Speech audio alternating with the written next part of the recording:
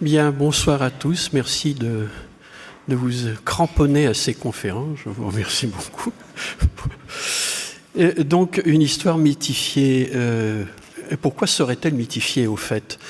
Eh bien, parce que l'histoire telle que nous la connaissons n'a pas existé dans l'Égypte ancienne. Il n'y a pas d'histoire linéaire à partir d'un point zéro, comme chez nous, après et avant, disons, la naissance du Christ, avant et après Jésus-Christ, ceci de façon linéaire avec un compute d'années qui s'ajoute chaque fois sans repartir à zéro, justement.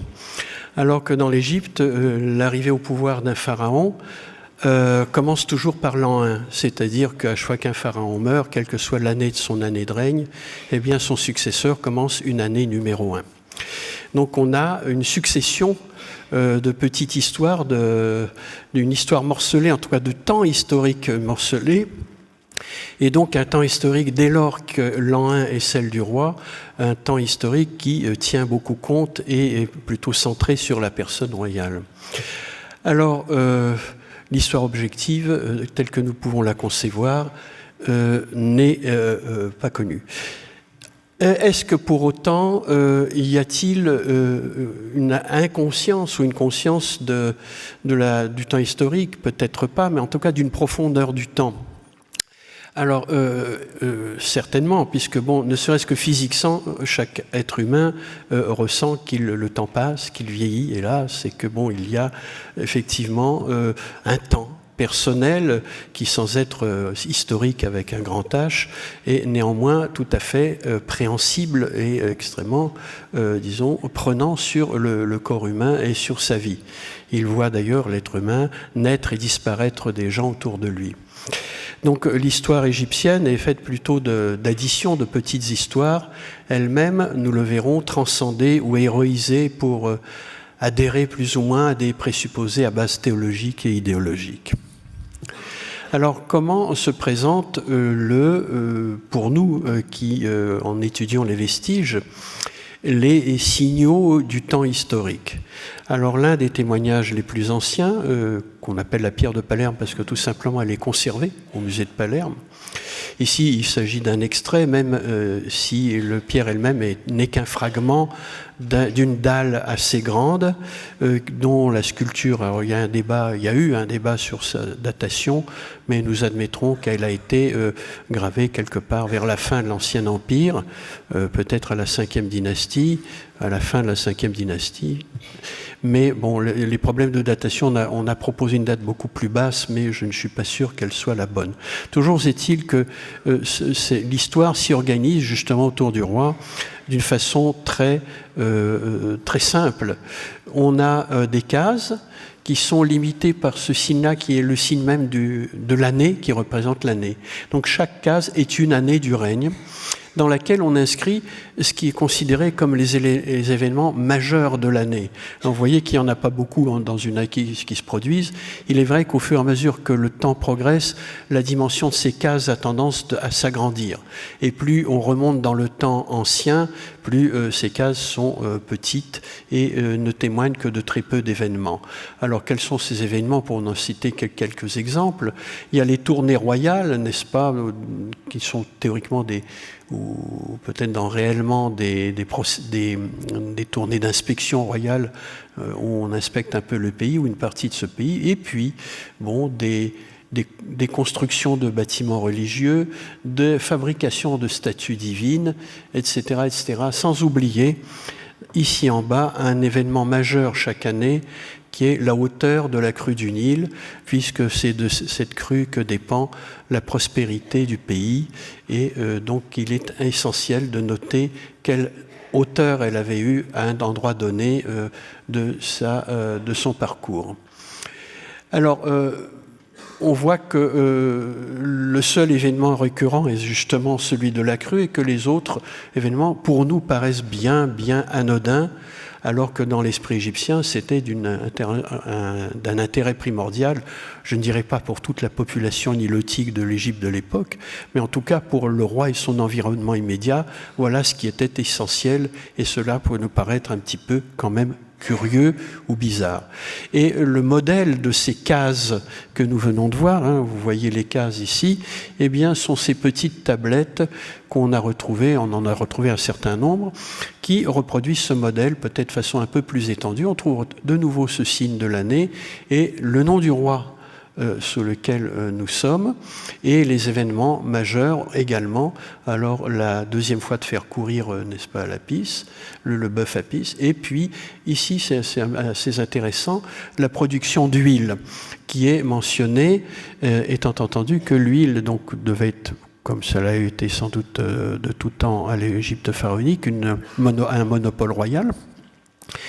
Et donc un produit extrêmement précieux pour qu'on en mentionne sur une tablette annuelle la fabrication, la confection, avec, disons, non pas un pressoir ici, mais un petit bonhomme qui concasse, disons, un produit, peut-être des olives, mais encore que je ne suis pas sûr que l'huile d'olive locale ait existé, ni même les olives fruits importés. Peut-être y avait-il des importations d'huile d'olive de la zone, disons, méditerranéenne orientale, mais ça aussi, les analyses ne l'ont pas définitivement prouvé. Et on a évidemment un autre document, malheureusement, vous voyez d'emblée à quel point il est fragmentaire, c'est le papyrus royal de Turin. Alors lui, il énumère tous les règnes depuis la création du monde, donc on a les dynasties divines, pour les dieux la durée de leur règne en années, et puis ensuite les rois terrestres dans leur succession. Et bon, c'est un papyrus qui a été beaucoup étudié, on a beaucoup déplacé de fragments, encore récemment on a un collègue danois qui en a déplacé quelques-uns, et je pense que ce n'est absolument pas fini. Alors on examine les fibres pour savoir du papyrus, pour savoir comment replacer ces fragments, et arriver à disons, des nouvelles propositions historiques quant à la succession des rois. Et donc, ces rois sont mentionnés par, si j'ose dire, leur nom et leur prénom, et avec la durée de leur règne. Au bout d'un certain laps, au bout d'un certain nombre de rois, on fait un total d'années de règne. Ça ne correspond pas parfaitement aux dynasties telles que nous les égyptologues les divisent en s'inspirant directement de Manéthon, mais Manéthon, lui, s'est probablement inspiré de ce genre de liste. Donc on voit tout de suite que ce qui est important, c'est la succession des rois, et que ici l'événementiel n'a aucunement sa place. Alors c'est sans doute un aide-mémoire, il devait y avoir, comme on l'a vu pour les tablettes annuelles et la pierre de Palerme, on a découvert pour le Moyen Empire et pour la Basse Époque des dalles inscrites malheureusement extrêmement mal conservées, mais qui reprennent plus ou moins le modèle de la pierre de Palerme et qui témoignent donc que durant probablement toute l'histoire égyptienne, selon les époques, on a gravé ce genre de dalles analystiques, étant entendu que ces dalles analytiques pouvaient être, disons, disparaître assez vite, puisque l'une d'entre elles a été très vite, portant, que je crois, des vestiges de liste de la fin de l'Ancien Empire, a été réutilisée comme couvercle de sarcophage. Donc on voit que très vite, ces monuments avaient vocation à disparaître, et que donc cette mémoire pouvait être assez fragile, mais on ne doit pas s'inquiéter, parce qu'il devait y avoir des archives sur, disons, support plus léger, comme le papyrus, qui continuaient à être conservés. Alors, on a évidemment d'autres types de listes, en particulier des listes de ce genre. Celle-ci, donc celle que Séti Ier a fait greffer dans son temple funéraire à Abydos. Et là, on a donc une suite de rois dans l'ordre chronologique, en partant de Ménès, le fondateur donc de l'État égyptien unifié ou supposé tel. Et puis, il y a 76 souverains un choix, plus exactement, de 76 souverains qui ont précédé Séti sur le trône. Ah bah, quel lapsus. Et donc, il faut voir qu'on est donc à Abydos, on est dans la ville d'Osiris. C'est aussi la ville où on a vu la dernière fois où se situe la nécropole des tout premiers rois et le tombeau personnel d'Osiris.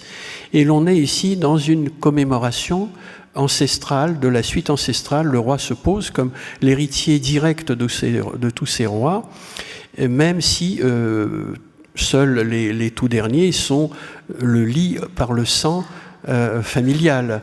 Les autres, évidemment, il y a eu des dynasties, des interruptions, des changements de lignée, etc. Mais la théologie royale, si j'ose dire, propose et suppose que les rois se succèdent les uns aux autres en étant toujours de père en fils, même s'il y a eu des ruptures fortes historiques.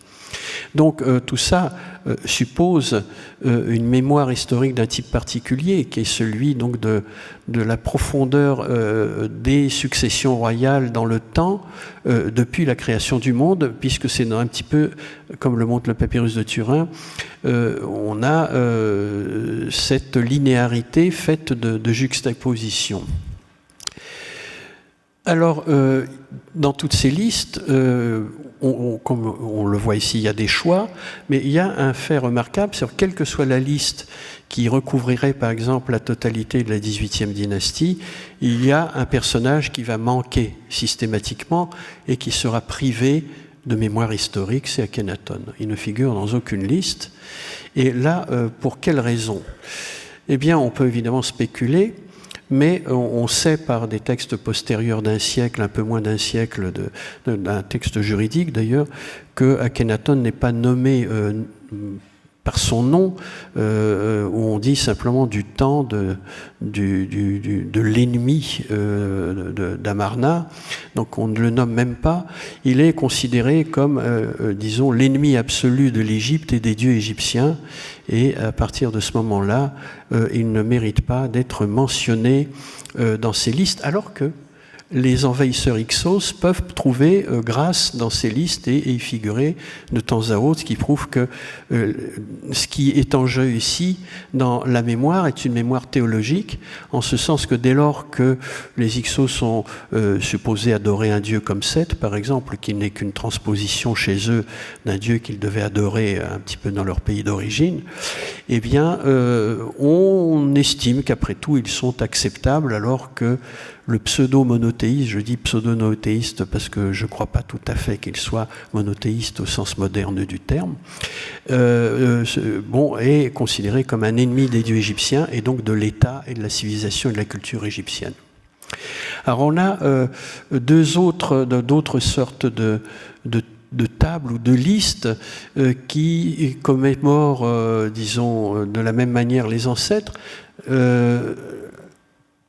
Là, l'une dans le domaine royal, où on a cette chambre dite des ancêtres qui était jadis dans le temple de Karnak et aujourd'hui au musée du Louvre, qui est organisée en chapelle et où le roi qui l'a fait ériger, c'est-à-dire Thoutmôsis III, commémore ceux qui l'ont précédé un peu comme Séti Ier, mais cette fois-ci, non pas dans une logique de funéraire, mais des ancêtres qui ont œuvré sans doute sur le site de Karnak et qui l'ont précédé en ces lieux monumentaux. Apparemment, il n'a pas été le premier à le faire. On a aussi trouvé des fragments de ce type de chapelle datant de la XIIe dynastie, je crois de Sésostris Ier, qui avait aussi, probablement à Karnak, une petite chapelle commémorative de même style. Alors, tout cela, qu'est-ce que cela montre? Cela montre une continuité, mais qui n'est pas cette continuité qui est la nôtre, disons, d'un point zéro, avant et après, mais une continuité lisse, immuable, où l'événement historique, finalement, n'a presque pas de place et où le changement visible, justement, ne l'est pas. Alors, ce type de liste se retrouve également, un petit peu peut-être de façon surprenante dans les tombes privées, ici dans un tombeau de Memphis, qui montre que le culte mémoriel dynastique royal était pratiqué aussi par les fonctionnaires de l'administration au service de l'État et donc au service du roi. Cette liste se trouve en un lieu privilégié à Memphis, ici, qui était donc la capitale éternelle, si j'ose dire, de l'État égyptien, puisqu'elle l'a été au tout début, mais au fond, elle a toujours conservé l'empreinte de l'autorité suprême royale d'une façon ou d'une autre, et il y a toujours eu une tendance à revenir à Memphis, qui a toujours été une référence, et au dernier temps du paganisme égyptien, elle a toujours été, en quelque part, la métropole religieuse où se trouvait le grand pontife de la religion égyptienne, le grand prêtre de Ptah. Alors, ces listes dans les tombes privées donc, sont assez liées aux personnes travaillant pour l'État, et on en retrouve dans un autre lieu, cette fois-ci près de Luxor, à Deir el-Médineh, puisque les ouvriers de ce village travaillaient à la conception et à la fabrication de la tombe royale dans la vallée des rois, et que donc là aussi, il y avait un culte de l'ancestralité royale qui, d'une certaine mesure, recouvrait ou s'additionnait au culte ancestral privé de ces personnes.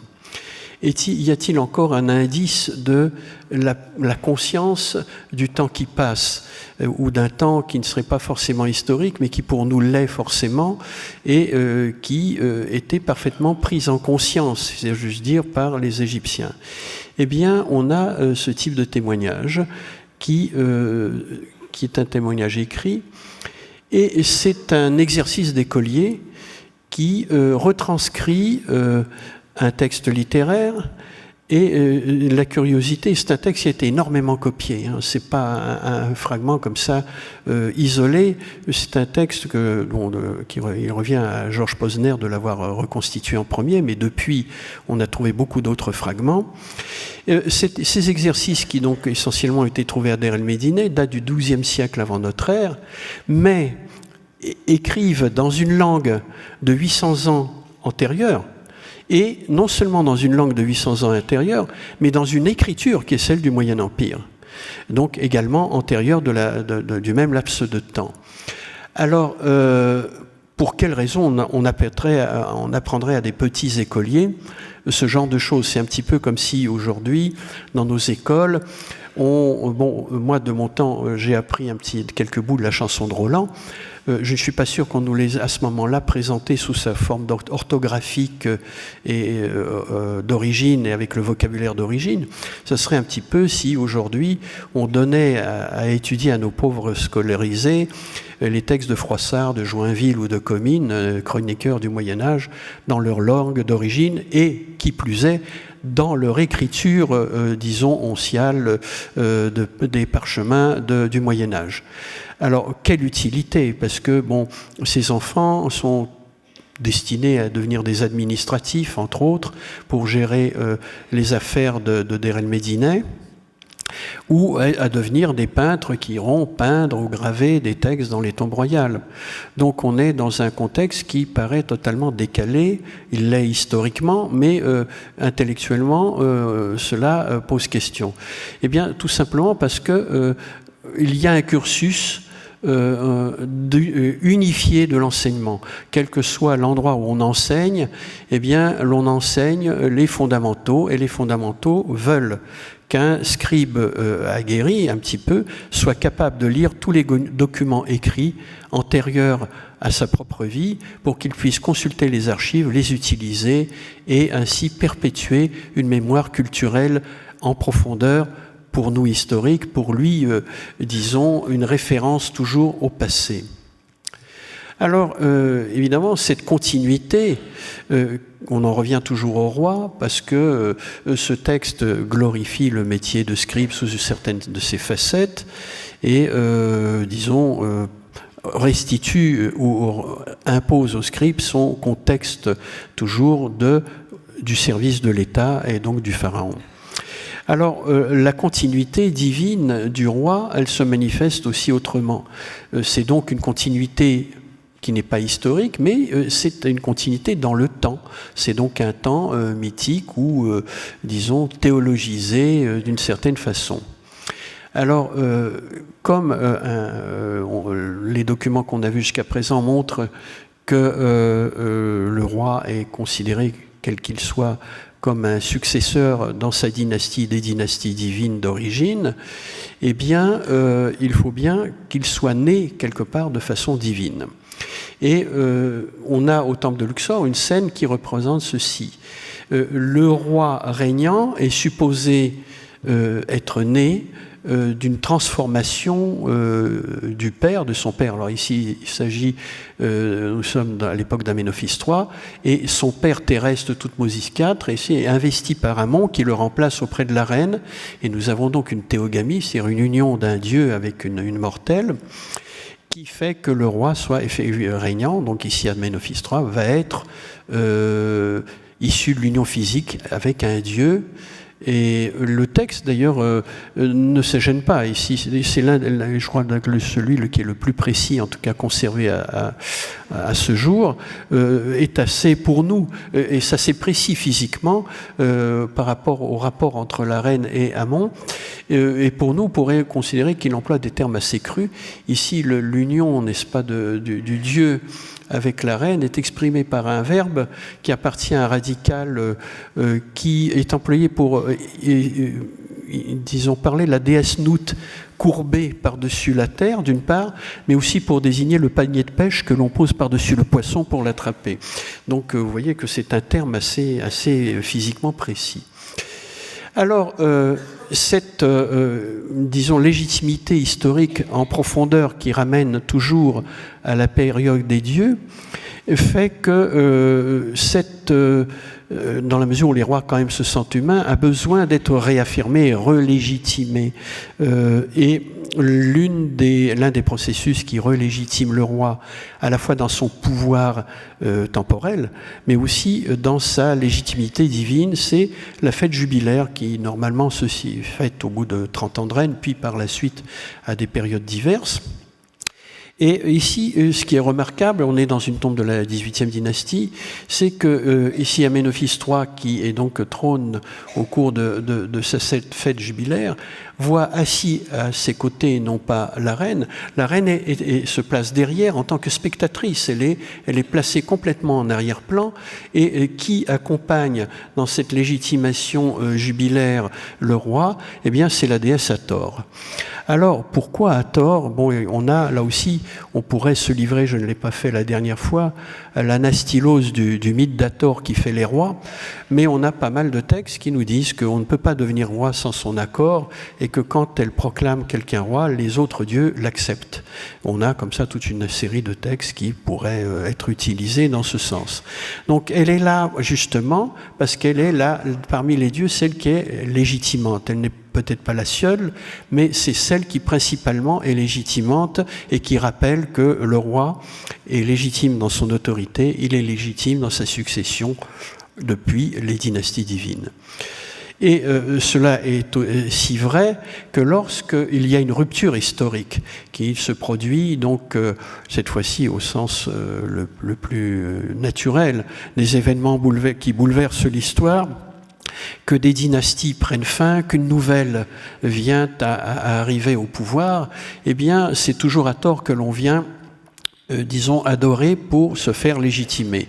Et donc, Mentuhotep II, donc fondateur, qu'on considère comme le fondateur de la 11e dynastie, fait ériger justement une chapelle à Hathor à Dindara même, où la déesse Hathor est continuellement présente face au roi pour bien dire, voilà, tu es non seulement désormais le roi légitime et ayant un pouvoir légitime non contestable, mais vu que je suis là en face de toi, eh bien tu es aussi légitime dans ta descendance par rapport au divin. Alors, ce décor étant planté, que peut-on dire des autres, disons, pratiques qui sont pour nous historiques ou ou méta-historiques? Alors, c'est ce que j'ai appelé les gestes royaux. Le mot geste ici est employé de façon assez imprécise pour dire tout récit qui met en scène le roi dans un événement donné et qui le glorifie, le met en valeur dans un récit quelconque. Et ces gestes royaux font du roi plus qu'un acteur de l'histoire. Le pharaon devient l'histoire elle-même. Et l'un des exemples les plus fameux et connus en dehors de l'égyptologie, c'est évidemment la bataille de Kadesh. Alors, celle-ci, ici, l'image est celle qui a été publiée au milieu du 19e siècle par Lepsius, simplement parce que c'est la plus commode à réunir en une seule image, parce que les scènes sont tellement vastes que, n'est-ce pas, ça déborderait de l'écran, ou alors si on les réduisait, on ne verrait pas les détails. Donc, la bataille de Kadesh est racontée dans différentes versions assez semblables entre elles. Elles n'ont pas toutes été gravées dans l'immédiat après la bataille. Ça s'est étendu sur pas mal d'années dans différents temples de Ramsès II. Et il y a une constante, c'est qu'on a une partie textuelle et une partie iconographique qui, c'est une opinion personnelle, ne s'adresse pas forcément au même public. Le but, par le texte hiéroglyphique, dans ce cas, mais qui peut être transposé pour certaines parties sous forme littéraire, n'est-ce pas, en hiératique, et la partie iconographique, qui, elle, est monumentale, elle s'étale sur des mètres carrés de parois de temple, et ce qui était remarquable, c'est que la partie textuelle et la partie iconographique ne sont pas toujours fortement liées dans leur disposition sur les parois des temples, pas nécessairement. Et que aussi, les deux peuvent un petit peu se trouvent dans des parties qui sont normalement accessibles à tout public. J'avais dit déjà précédemment qu'il y a des parties du temple qui étaient accessibles qu'aux clergés et pas aux personnes ordinaires. Or, la bataille de Kadesh est généralement dans des endroits qui sont accessibles à l'extérieur, sur les parois extérieures des temples, à un public divers, c'est-à-dire à ceux qui savent lire et à ceux qui ne peuvent que regarder et s'informer par l'image. Or, l'image est construite de façon extrêmement instructive, c'est-à-dire que le roi occupe ici en majesté, non pas le centre de la scène. Le centre de la scène, évidemment, ce qui est important, c'est ces ennemis vaincus qui s'effondrent les uns sur les autres et d'autres qui se noient dans leur honte, tandis qu'un reste d'armée hittite assiste impuissante à la défaite et à la déroute, tandis que la charrie égyptienne, disons, défile victorieuse. Et on voit bien qu'en dépit du texte assez court ici, ce qui importe, c'est de montrer la puissance du roi et la foudroyante victoire gagnée sur les Hittites, qui ne correspond pas forcément à la vérité historique. Et là, effectivement, le texte lui-même laisse en filigrane apparaître un léger doute quant, disons, à la prudence ou l'imprudence du roi qui a voulu, jeune encore à ce moment-là, s'éloigner du corps de l'armée pour aller gambader en avant et se faire surprendre alors qu'il aurait pu facilement l'éviter. Comment il a été naïf de croire certains prisonniers hittites qui lui ont raconté des histoires et lui ont fait croire que l'armée hittite était très très loin au nord, alors qu'elle l'attendait en embuscade. Bon, donc évidemment, il y a, comme je l'ai dit tout à l'heure, une héroïsation où l'image et le texte ici sont séparés. Il y a très peu de texte. Le vrai texte, le grand texte se trouve un peu ailleurs, dans le temple. On pourrait, à toute proportion gardée, le comparer à la tapisserie de Bayeux, hein, où on a effectivement un événement, une bataille, des événements, et très peu de textes qui accompagnent, parce que les gens qui savent lire ne sont pas très importants, il s'agit surtout de montrer. Et on est un petit peu dans cette logique-là. Il s'agit de glorifier le roi dans un succès notoire, qui n'en a en fait pas été un historiquement, mais voilà. On a donc ici cette mise en scène, mais pour dire à quel point on héroïse les victoires du roi, il y a une scène qui est reproduite très souvent sur les façades de temple et donc visible pour tous. Ce genre de scène, ici j'ai pris celle des Sna d'époque romaine, mais j'aurais pu en prendre dans un temple nubien soudanais, plus exactement aujourd'hui, où on a des scènes similaires, où le roi, à lui tout seul, empoigne la tête de toute une armée qui est vaincue, qui demande grâce, tandis que son lion familier leur mord les jambes et menace de les dévorer. C'est une scène classique, reprise à peu près à toutes les époques et à tous les endroits, et qui, donc, cette fois-ci, sous sa forme géométrique extrêmement cadrée et calibrée, se limite à cette héroïsation définitive où toutes les batailles du roi sont gagnées, car évidemment, dans l'histoire que l'Égypte nous présente, le roi ne parle jamais de ses défaites. Il ne glorifie non seulement que ses victoires, mais si ce ne sont que des demi-victoires, elles deviennent des victoires éclatantes. Donc on a ici, disons, une manipulation, en tout cas de notre point de vue, une manipulation de l'histoire qui en fait n'en est pas une aux yeux des Égyptiens. Il s'agit de ramener l'histoire événementielle du souverain dans le cadre de la théologie qui positionne le roi au centre, puisque l'Égypte est au centre du monde, comme l'Empire du Milieu, en quelque sorte, et où il passe son temps à vaincre les forces hostiles qui entourent, et qu'il ne peut que les vaincre, c'est une affaire entendue. Alors, il y a d'autres façons de présenter ces choses. Eh bien, c'est d'élaborer des listes à n'en plus finir de pays ou de cités vaincues. Bon, là aussi, on est dans la théorie, parce que ces listes peuvent être très longues, et mentionner des pays ou des cités auxquels peut-être le souverain n'a jamais eu accès autrement que par un commerce direct ou un commerce à distance. Mais ce commerce, qu'il soit à distance ou direct, dans l'esprit égyptien, crée obligatoirement un lien de vassalité. Donc on a aussi cette façon de représentation de la domination royale sur le monde connu par la toponymie, si j'ose dire, à la fois réelle et bon, idéalisée, peut-être pas.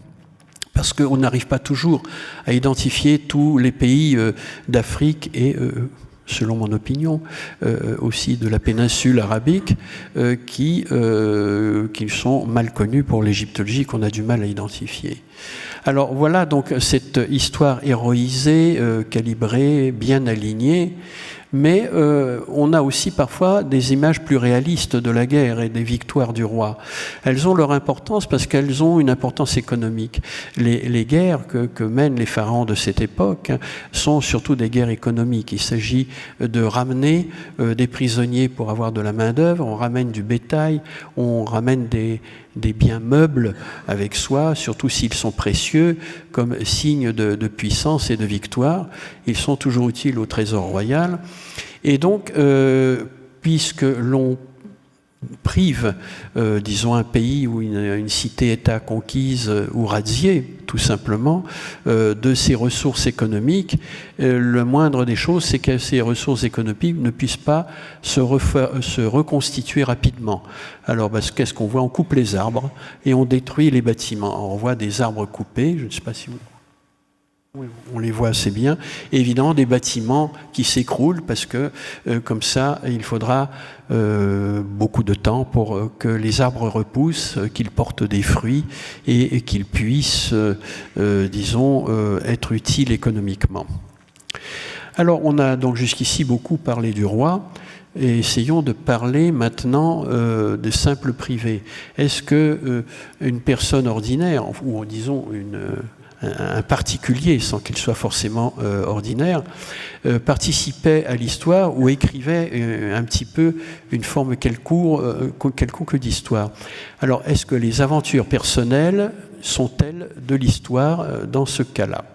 Alors, on a évidemment ce genre d'exemple qui date aussi de la 5e dynastie, du règne de Néferir-Carré, vers 2450, avant, hein, c'est quand même très ancien, où un dignitaire raconte une mésaventure qui lui est arrivée et qui a été jugée absolument terrible par lui et par l'environnement. Ce monsieur Ouerré est un prêtre qui, ès-qualité, accompagne le roi dans des cérémonies religieuses de certains types, et son rôle essentiel est de précéder le roi pour éloigner, je l'ai expliqué dans la première conférence, pour éloigner le profane et faire le chemin du sacré représenté par le roi. Il tient d'ailleurs devant lui un bâton sacré qui permet, ou un sceptre, qui signifie qu'il éloigne, qu'il fait reculer le profane et tout ce qu'il représente devant le roi.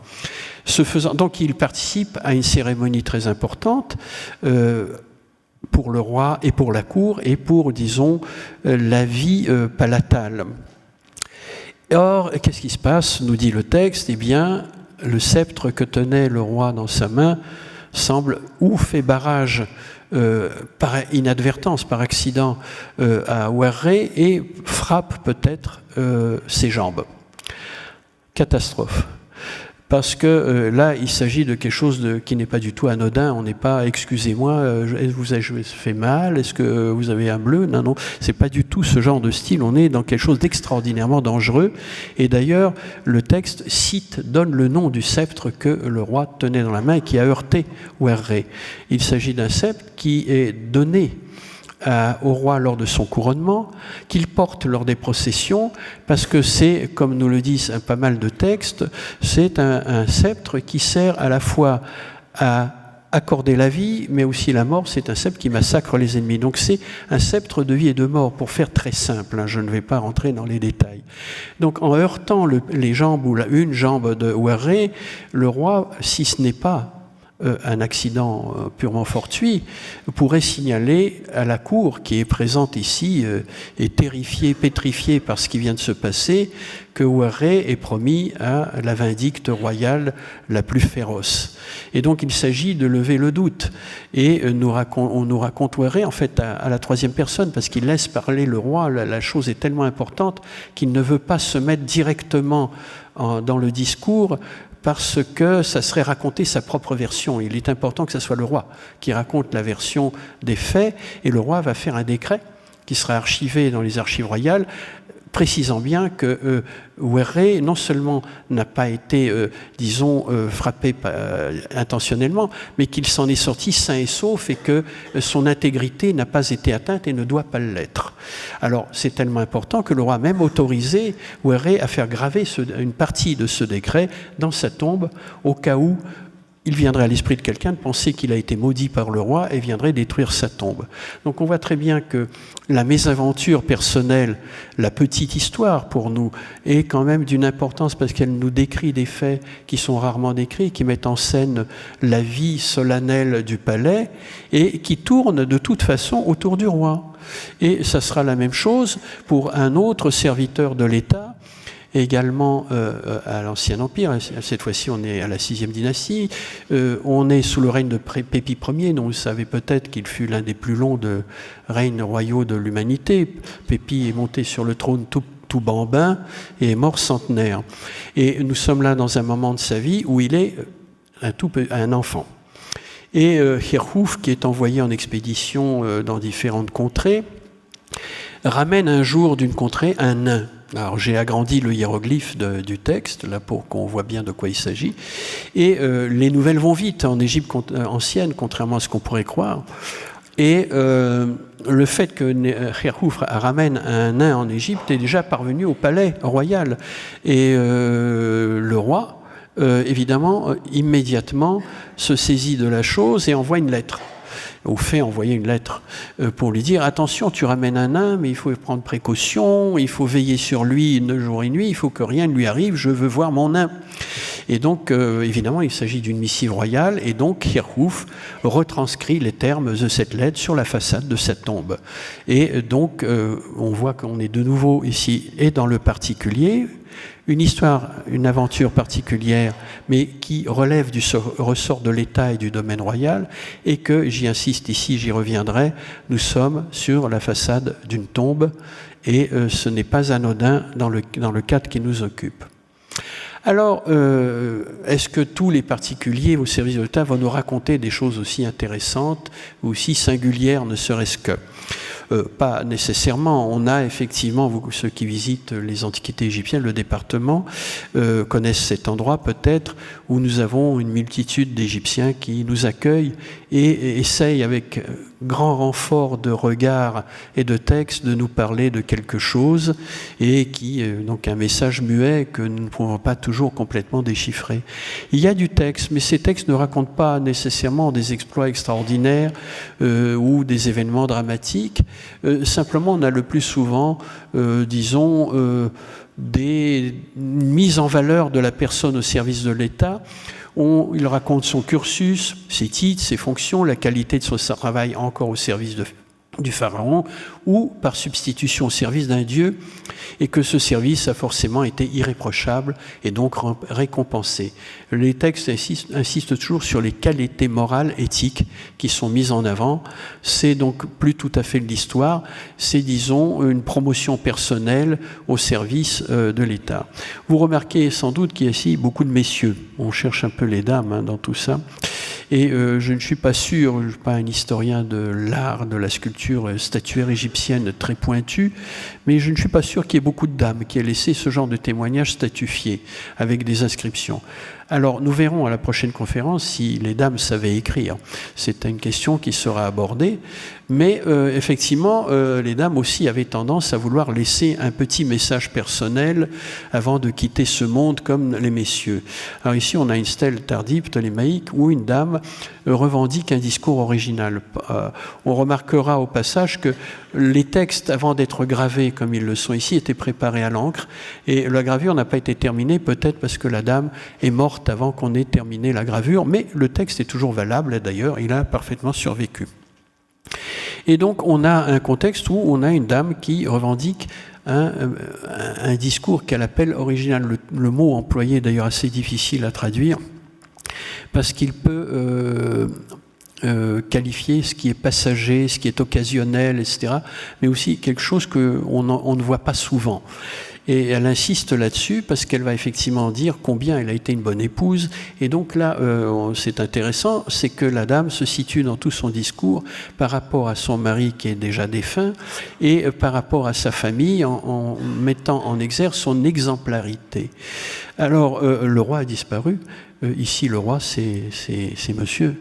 Et donc, c'est un des aspects intéressants de la société égyptienne, c'est que dans son historicisation personnelle, la dame ne se réfère pas tellement au roi qu'à son mari.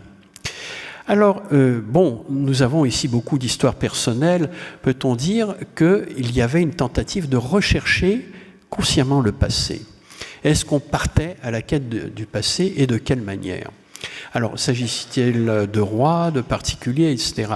On sait par un nombre de textes assez grand que, effectivement, on cherchait dans les archives, les rois, les particuliers, les érudits cherchaient dans les archives du passé. Mais ce qui est important, c'est ça. On est de nouveau dans une tombe, dans une paroi de tombe qui est accessible aux visiteurs et que dit le majordome Ibi qui a vécu à la 26e dynastie vers 650 avant notre ère. Eh bien, il demande aux gens qui passent devant sa tombe de recopier ces inscriptions et de les diffuser pour sa plus grande gloire et pour leur enseignement. Cela suppose deux choses. Et on l'avait déjà deviné, puisqu'on affichait, Werrey et Khéops avaient affiché leurs aventures ou leurs mésaventures, c'est qu'on se promenait dans les cimetières, que c'était un lieu, sinon touristique, mais un lieu de mémoire, un lieu où on lisait, et ici, nous dit-on, retranscrivait des inscriptions. Alors il faut imaginer qu'on avait un petit matériel de scribe pour pouvoir le faire. Et cela est extrêmement important parce qu'elle situe, encore une fois, la tombe comme lieu de mémoire essentiel, non seulement pour soi-même, mais pour les générations à venir, et ensuite comme un enseignement, et ça aussi, c'est quelque chose d'important. Et il y a dans ce tourisme mémoriel, dans les cimetières, un personnage qui a acquis une célébrité particulière. C'est Ramouas, fils de Ramsès II, auquel il aurait succédé s'il n'était mort avant son père. C'est un personnage remarquable qui a fini, à force d'œuvrer pour les monuments du passé, par devenir tardivement une figure légendaire d'érudit et d'amateur d'antiquité, puisque de son vivant, et on le sait par des inscriptions qu'il a laissées, il a passé pas mal de temps à restaurer des monuments très anciens, parfois de plusieurs siècles, voire d'un millénaire. Et la façon dont il les restaure témoigne qu'il savait ce qu'il restaurait. C'est-à-dire qu'il savait quelle était la nature du monument, la nature de l'identité des personnes ou de la personne qui était porteuse de ce monument, et qui donc il avait une érudition historique d'une certaine particularité. Alors j'entrerai pas sur l'aspect légendaire du fils de Ramouas parce qu'on lui fait vivre des tas d'aventures beaucoup plus tard, mais dans ces aventures, que fait-il? Eh bien, il est dans les cimetières en train de lire les inscriptions pour s'informer et pour, disons, conforter son érudition. Là, nous sommes dans le temps humain, mais existe-t-il un temps des dieux et dans quelle mesure il est identique ou non à celui des hommes? Alors, on a vu qu'à un moment donné, la dernière fois, qu'il y a eu un mythe de la séparation des hommes d'avec les dieux parce qu'il y a eu une révolte des hommes et que cela finira par créer la lignée dynastique, celle des pharaons terrestres. Alors, mais donc, est-ce que, comme nous le dit le papyrus de Turin, les années de règne des dieux, qui se mesuraient en siècles ou en millénaires, étaient des années terrestres? Eh bien, voici, on a ici le mythe d'Horus, gravé, lui aussi, qui est un patchwork, qui a été, disons, fabriqué par les prêtres, et il se situe, n'est-ce pas, le récit concerne l'an 363 de Hoarti, et il décrit des événements, une bataille, encore une fois, pour mater des ennemis, une révolte que l'on soupçonne un petit peu humaine. Et cette bataille, ces événements se déroulent entre le premier jour du premier mois du printemps, Tubi, jusqu'au 27e jour du même mois. Or, ces chiffres ne sont pas anodins. Ici, le premier jour de ce mois du printemps, du premier mois de printemps, est le 121e de l'année. C'est-à-dire que il faut multiplier 121 par 3 pour obtenir 363. Or, 3 en égyptien est un pluriel indéfini, et en multipliant ainsi le chiffre identifiant le jour de l'année, on transpose ces 360 ans dans une durée beaucoup plus vaste qui n'est pas forcément humaine cette fois-ci. De plus, le premier Tubi, le premier jour du premier mois du printemps, est aussi la fête du faucon sacré, c'est son intronisation. Donc on voit très bien, on retrouve le même contexte de l'intronisation qui met fin à un chaos et à une lutte contre les ennemis. Enfin, le 363e jour de l'année, comme par hasard, se trouve être le jour de la naissance de Seth, le trouble fête, et que donc, effectivement, c'est un moment idéal pour se révolter et semer le chaos, auquel, donc, Hoarti va mettre fin comme il se doit. Et puis, il y a cette stèle qui mélange le temps divin et le temps humain. La stèle de l'an de 400, qui date du milieu du règne de Ramsès II, commémore d'une certaine manière l'adoption par les ancêtres de Ramsès II du culte personnel familial du dieu Seth 400 ans plus tôt. Or là, il y a quand même un petit mystère, c'est que 400 ans plus tôt, on est dans le delta sous le règne des Hyksos. Et que donc, on a beaucoup spéculé de savoir si ici, mélangeant un petit peu le temps humain et le temps divin, Ramsès II et sa famille ne se réclamaient pas d'une souche pas tout à fait égyptienne, mais évidemment, ça reste spéculatif. Alors, est-ce qu'on peut mettre l'histoire en récit ? Est-ce qu'on peut en racontant une histoire, on peut raconter l'histoire? Presque, mais tout de même pas tout à fait. On a ici un texte bien connu des égyptologues, qui est l'enseignement d'un roi pour son fils Méricaré, un roi dont le nom se perdut parce que les différents témoins de ce texte ne donnent pas le titre avec le nom du roi. Et donc il s'agit d'une période, le texte a été écrit au Moyen-Empire, et d'autres témoins sont plus tardifs, de recopies, et nous sommes à la première période intermédiaire. Après l'Ancien Empire, on est dans une période de chaos politique intense, et on a effectivement, le pouvoir royal a beaucoup de mal à, disons, garder la main. Et l'un des thèmes les plus intéressants évoqués par le roi, qui décrit à la fois ce qu'il a réalisé, mais aussi les quelques fautes qu'il a pu commettre. Et il se reproche beaucoup que de son temps, et pendant ces chaos militaires et les révoltes, on ait pillé les tombes. Et là, effectivement, on revient à ces tombes mémorielles. Ce qu'il y a en filigrane dans ce regret du père de Méricaré, c'est effectivement qu'en mettant les tombes en danger, en les pillant, on a atteint la mémoire collective que représentent les tombes dans les nécropoles, et qu'on porte préjudice à cette mémoire collective, à l'histoire collective telle qu'elle se manifeste, on l'a vu dans les tombes d'une certaine façon, et que cette héroïsation de l'histoire peut se perdre. Alors, est-ce que, dès lors qu'il n'y a pas véritablement d'histoire étudiée et reconstituée par des historiens au sens moderne du terme, serait-il possible que l'on ait pu inventer des faits historiques qui n'ont pas vraiment existé, mais que l'on a érigés au rang de dogme? Peut-être quand même un petit peu, oui. On a le dogme du Smatawi, de la réunion des deux terres. Alors, le dogme les représente comme un événement ponctuel qui met face à face un royaume du Sud et un royaume du Nord, qui, à la suite d'une bataille quelconque, se retrouvent réunis sous une seule autorité du roi des deux pays.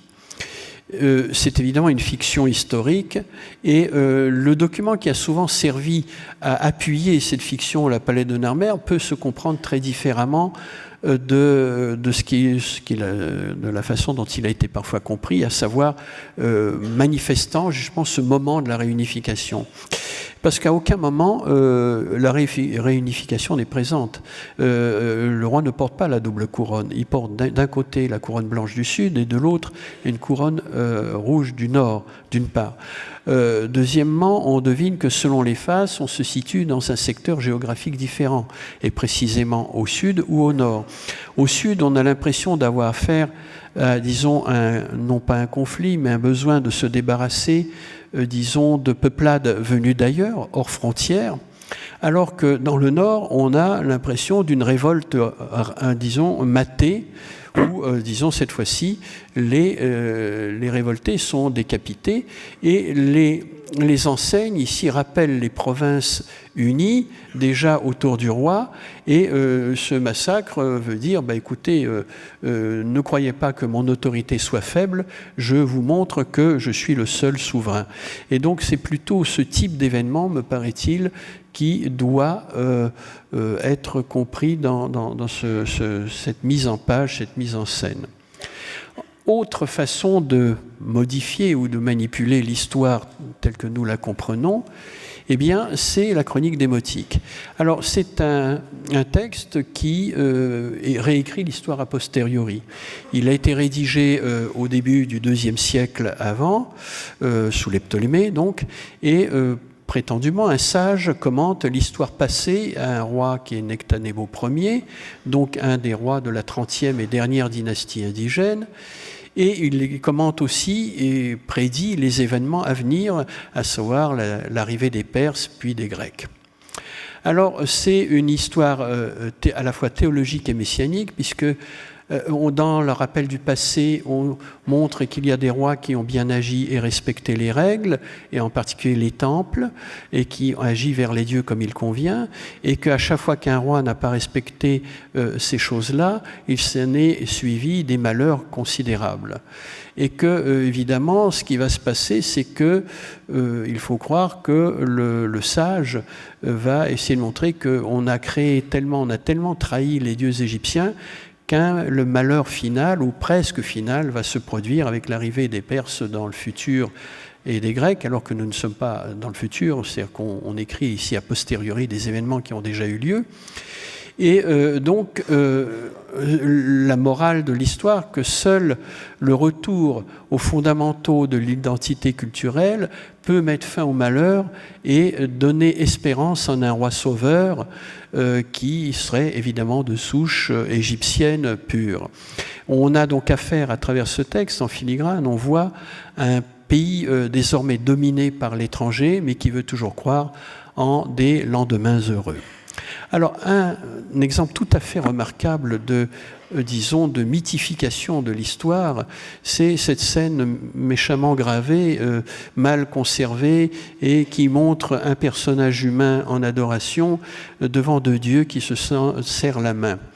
Alors cette scène qui est à Edfou, en fait, reproduit sous une forme différente une scène qui est à Dindara, qui est à la scène originale, mais n'ayant pas de bonne reproduction de cette scène, j'ai choisi celle d'Edfou. Celle de Dindara porte sous la scène de ces dieux se serrant la main, mais dans celle de Dindara, ils sont assis au lieu d'être debout. Une déclaration en grec de l'empereur Claude, donc en 42 après Jésus-Christ, et qui exige l'établissement de la paix et la concorde entre les dieux représentés au-dessus. Et qu'est-ce que ça veut dire? Eh bien, durant le règne de Claude, il y a eu des tas d'agitations de type religieux. À Alexandrie, des conflits entre Grecs et Juifs. Et là, en mettant deux dieux face à face et se serrant la main, il veut établir la paix et la concorde entre deux ennemis absolument irréductibles. D'un côté, Horus, ici mal visible, et de l'autre côté, l'abominable crocodile d'Ombos. Or, ces deux ennemis irréductibles, les textes d'Edfou, mais même de Dindara, mais surtout ceux d'Edfou, nous disent à quel point, disons, ils sont en abomination l'un pour l'autre, et Horus n'a de cesse de faire qu'une chose, c'est d'éliminer et de tuer le crocodile, voire l'hippopotame sous une autre forme. Et que donc le fait de les voir se serrer la main est théologiquement, sinon une abomination, mais comme une bizarrerie tout à fait curieuse, mais que les Égyptiens ont dû sans doute être un petit peu obligés de graver dans des endroits assez discrets, pas très visibles, parce que ça les gênait certainement, mais ils étaient obligés d'obéir à cette pax romana voulue par Claude vis-à-vis des communautés religieuses. Et d'ailleurs, Claude, en fait, est représenté ici avec ses cartouches en adoration et se félicitant de cette réconciliation. Évidemment, à quoi fait cette réconciliation fait allusion à quel conflit entre ces deux dieux? Bon, c'est des conflits permanents, on le sait par les textes égyptiens eux-mêmes, mais aussi les écrivains latins en particulier parlent souvent, plusieurs d'entre eux, de bagarres extrêmement violentes entre les partisans des deux dieux, d'Ombos et de Dindara, qui arrivent à des pugilats extrêmement sanglants. Et évidemment, l'empereur ne peut craindre que ces bagarres extrêmement meurtrières, au demeurant, ne provoque petit à petit des révoltes, des séditions, des soulèvements, et il voit d'un très mauvais œil ces bagarres entre tenants d'un dieu et d'un autre, et les incite à se réconcilier pour que cela ne se reproduise plus. Alors voilà, nous sommes arrivés donc en 42 après Jésus-Christ, et l'histoire continue d'une certaine façon à se mythifier sur les parois des temples. Est-ce bien fini? Ah ben, pas tout à fait. Le temple de Philae, n'est-ce pas, porte une inscription qui héroïse un moment de l'armée de Bonaparte pendant la description de l'Égypte. L'an 6 de la République, le 13 Messidor, une armée française commandée par Bonaparte est descendue à Alexandrie. Voilà, on est arrivé. L'armée ayant mis 20 jours après les Mamelouks en fuite aux pyramides, c'est donc la bataille des pyramides, deux ex-commandants, la première division, les a poursuivis au-delà des cataractes, où il arrive le 13 Ventose de l'an 7, c'est-à-dire le 3 mars de l'an 1799, et bien encadré, gravé par Castex, sculpteur. Donc on est ici dans une logique qui est finalement assez égyptienne, où de nouveau on héroïse un événement historique sur les parois d'un temple égyptien, et pas n'importe lequel, le dernier temple d'Égypte où fut pratiqué un culte polythéiste, celui d'Isis, jusqu'au début du VIe siècle. Et donc, comme le disait le livre du temple qu'on commence à connaître un peu mieux, le temple idéal, ce doit être le gardien des décrets royaux, et ces parois doivent accueillir en tout moment des moments d'histoire. Je vous remercie.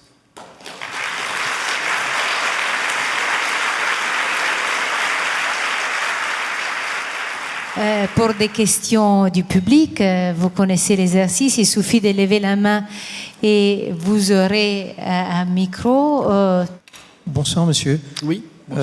Est-ce que l'on sait, d'après toutes les listes historiques, à quand les Égyptiens fixaient le commencement du monde ? Écoutez, le problème est que le papyrus de Turin n'est pas entièrement conservé et qu'on a des trous assez longs, ce qui fait qu'on ne peut pas faire le total d'années entre, disons, par exemple, la seconde période intermédiaire, puisque le texte va jusqu'à, tel qu'il est conservé, jusqu'à la 17e, un peu la 17e dynastie, et on ne peut pas additionner les années. On a des totaux, mais si on les additionne, on n'arrivera pas à une longueur exacte. Évidemment, comme ça, si vous me permettez, à la louche, je dirais que ça va faire dans une centaine de milliers d'années, si on additionne tout ça, mais c'est imprécis parce que c'est des chiffres qui, dans la mesure où on ne peut pas les reconstituer à partir du papyrus de Turin, n'ont aucune signification. Il faudrait qu'on ait effectivement un texte égyptien qui dit, ben voilà, la création du monde a eu lieu tant temps avant le règne de Monsieur Untel. Ça, malheureusement, nous l'avons pas. Ça serait très intéressant, au demeurant. Ça permettrait certaines comparaisons, certaines réflexions que nous ne pouvons pas mener pour l'instant. Et c'est là où on regrette que le papyrus de Turin soit dans cet état-là, parce que peut-être, en ayant un texte complet, on aurait pu effectivement additionner les années et arriver à un total. Oui, bonsoir. Bonsoir. À droite. Vous nous avez parlé des relations, disons, sexuelles entre le pharaon et la déesse Hathor, mais également... Non, entre Amon et la reine, disons, terrestre. Là, avec Hathor, il ne s'agit pas de ça, il s'agit d'une présence légitimante. Hathor, la présence, disons, signifie que le roi est légitime et qu'il est dans la continuité divine, mais elle ne s'unit pas à lui. Le problème de l'union, c'est celui que j'ai exposé par rapport à la reine et le dieu Amon tel qu'il était représenté à Luxor. Oui, alors est-ce que ça fait référence aussi à la naissance du roi, qui n'est pas, finalement, sa mère a été visitée par un dieu, et est-ce que c'est pas comment dirais-je, une prévision de ce qui va devenir la religion chrétienne? Non, là je vais être vraiment très ferme. Ne jamais comparer un polythéisme et un monothéisme, ça n'a absolument rien à voir. J'ai essayé de le dire dans la première conférence, c'est-à-dire que l'Égypte à aucun moment n'est l'antichambre ni du christianisme ni d'aucune religion monothéiste possible, existante ou à exister. D'autant que, si je peux me permettre une parenthèse, dans le cas du christianisme, nous n'avons pas le mot-clé, n'est-ce pas, qui se trouve dans le texte égyptien. On a un Saint-Esprit, n'est-ce pas, si je me souviens bien, qui descend comme ça d'une façon très immatérielle, et tout ça se produit de façon très chaste, ce qui n'est pas du tout le cas du texte égyptien. Il n'y a peut-être pas d'autres questions, au moins, dans cette configuration de la salle. Donc, je vous invite éventuellement, si vous le voulez, rencontrer l'auteur et voir ce livre.